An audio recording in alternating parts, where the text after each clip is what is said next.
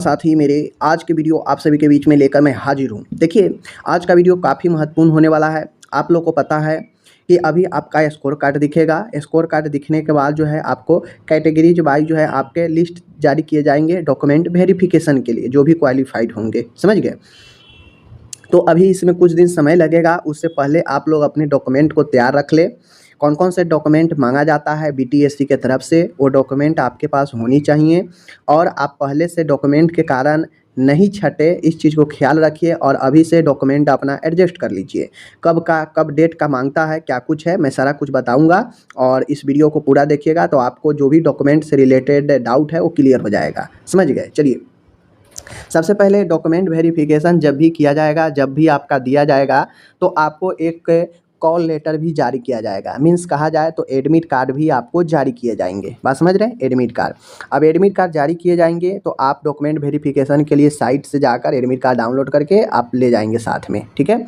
दूसरी चीज़ें यहाँ पे कहता है कि निर्धारित तिथि एवं समय पर विज्ञापन में वर्णित एवं आवेदन पत्र के साथ संलग्न सभी प्रमाण पत्रों की सेल्फ अटेस्टेड फोटोकॉपी, आवेदन पत्र की डाउनलोड प्रति तथा सत्यापन हेतु सभी प्रमाण पत्रों की मूल प्रति के साथ उपस्थित होंगे।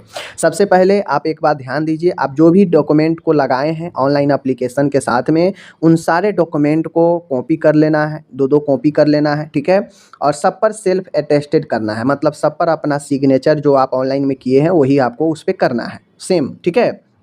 दूसरी चीज़ें, आपको जो ऑनलाइन फॉर्म फिल किए थे, जो प्रिंट आउट लिए थे, वो आपको आवेदन पत्र भी ले जाना है। ऑनलाइन फॉर्म भी आपको डाउनलोड करके, जो डाउनलोडेड है आपके पास, वो ले जाना है, समझ लीजिए, ठीक है। और साथ में जितने भी आपके पास डॉक्यूमेंट है, सभी डॉक्यूमेंट जो है ओरिजिनल लेकर जाना है, ओके। चलिए, अब महत्वपूर्ण दिशा निर्देश है डॉक्यूमेंट के लिए। देखिए, ऑनलाइन आवेदन पत्र में इंगित प्रविष्टियों के अनुसार अभ्यर्थी को चेकलिस्ट प्रपत्र में वर्णित सभी प्रमाण पत्रों की मूल प्रति एवं सभी प्रमाण पत्रों की दो स्व अभिप्रमाणित यानी सेल्फ अटेस्टेड डॉक्यूमेंट वेरिफिकेशन में प्रस्तुत करना है। यानी सारे डॉक्यूमेंट का दो कॉपी सेल्फ अटेस्टेड आपको वहाँ पे ले जाना है, ठीक है, पहला पॉइंट।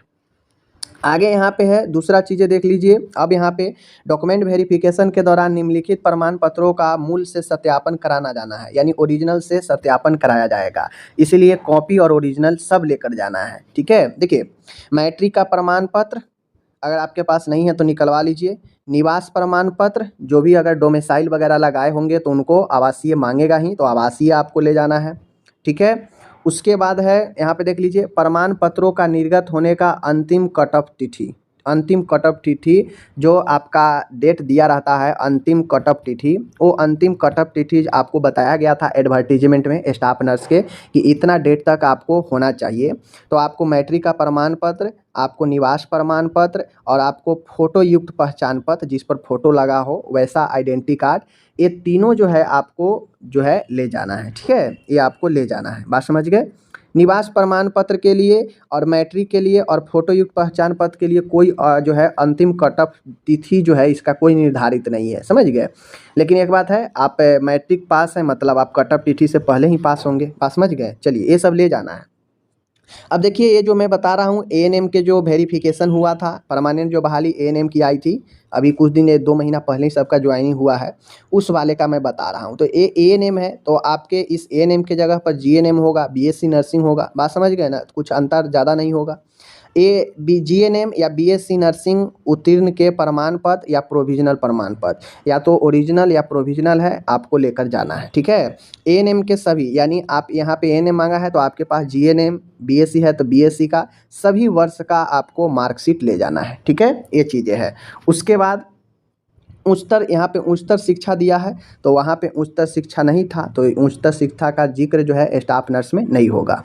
यानी आपके पास डॉक्यूमेंट में आपको जीएनएम का, बीएससी का सर्टिफिकेट होना चाहिए। दूसरा, सभी ईयर्स का मार्कशीट होनी चाहिए और वो सब कट ऑफ तिथि जो रखा गया है स्टाफ नर्स में 23/5/2025 यहाँ तक के होना चाहिए, बात समझ रहे हैं ना। चलिए आगे बढ़िए। कार्य अनुभव के लिए, चूँकि स्टाफ नर्स में पता है आप लोगों को कार्य अनुभव के लिए 25 नंबर रखा गया है, तो वो 25 नंबर के लिए आपको पता है कि जो भी लोग बिहार में सरकारी अस्पताल में, बिहार सरकार के सरकारी अस्पताल में काम किए हैं उन्हीं को मिलना है। तो उनको क्या क्या ले जाना है, उनको अपने स्तर से जो भी उनका अथॉरिटी है वहाँ से इशू होना चाहिए। बात समझ लीजिए।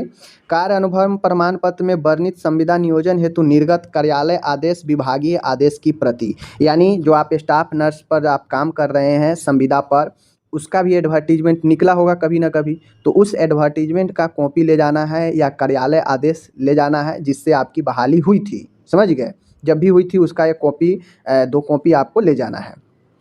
ठीक है। तो ये कार्य अनुभव आवेदन में कार्य अनुभव का दावा करने वाले अभ्यर्थी जो दावा कर रहे होंगे कार्य अनुभव का, उन्हीं को ले जाना है। बात समझ लीजिए। ठीक है। और सारा का कट ऑफ डेट बताया गया है कि कब तक आपका कार्य अनुभव का जिक्र करना है। ओके। दूसरा चीज़ है निबंधन प्रमाण पत्र है।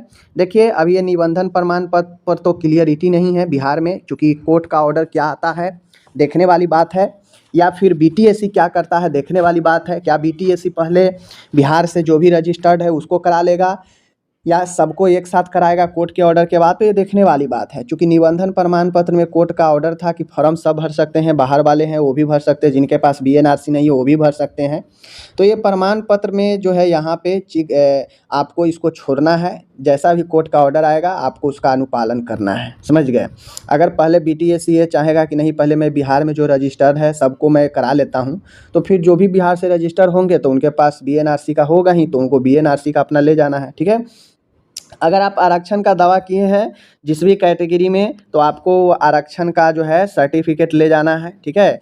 और आपको जो है उसका कट ऑफ डेट जो दिया गया है, तय किया गया है, उससे पहले का होना चाहिए। बात समझ लिए। जो स्टाफ नर्स में कट ऑफ तिथि दिए गए हैं उससे पहले का होना चाहिए, या उस डेट तक लास्ट तक होना चाहिए, उसके बाद का नहीं।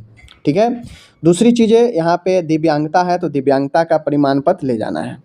आगे है मॉडिफिकेशन अवधि में कार्य अनुभव उच्चतर योग्यता का दावा करने वाले अभ्यर्थियों द्वारा उक्त दावा से संबंधित प्रिंट आउट की जो है प्रति। तो यहाँ पे स्टाफ नर्स में तो कोई मॉडिफिकेशन हुआ नहीं, सिर्फ टाइम बढ़ाया गया था। एएनए में मॉडिफिकेशन हुआ था। ऑनलाइन फॉर्म में अपलोड किए गए फोटोग्राफ की 5 प्रति। अब जो भी आप ऑनलाइन में अप्लाई में आप फ़ोटो लगाए हैं, अपलोड किए हैं पासपोर्ट साइज, उसका जो है 7-8 कॉपी आप लोग के पास होनी चाहिए। ठीक है ना। नहीं है तो आप उस कॉपी को ही बनवा लीजिएगा। ओके। यहाँ पे स्पष्ट सारे चीज़ें फिर से दे दिए गए हैं कि जो भी है आपको डॉक्यूमेंट, उतना डॉक्यूमेंट मैंने आपको बता दिया है, वो सारे डॉक्यूमेंट आपको लेकर जाना होगा डॉक्यूमेंट वेरिफिकेशन में। और आप जो है सारे डॉक्यूमेंट जो है आप अपने पास रख लीजिए।